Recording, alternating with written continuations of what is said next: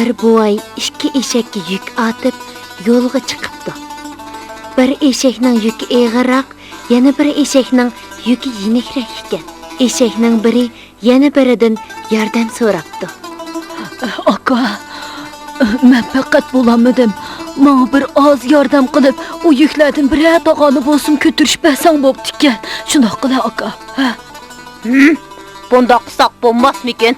Bu yuklardan Mehmet hipoyatilla qutulgan tursam.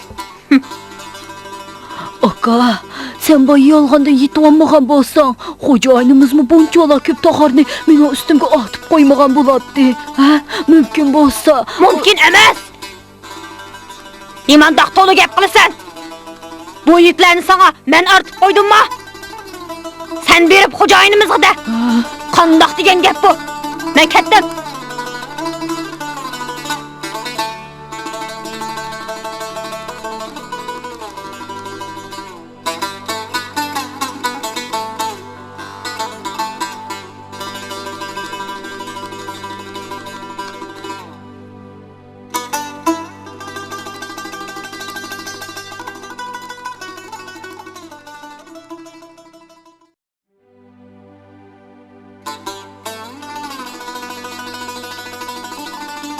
Shundoq qilib yuki og'ir eshak herib holi qolmay oxiri o'lib qoldi.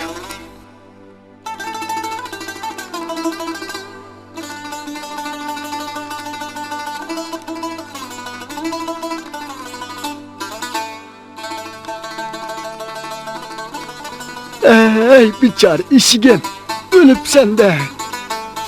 Endi bu yukni mavi eshak atmaktan boshqa amal qolmadi.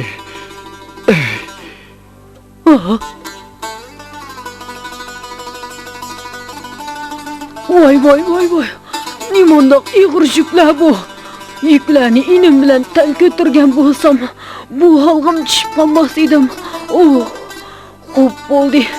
Kim meni hurlik qilsin debdigan. Hurun eshakning yuki ig'ir degan shu kanda. Oy, oy jon.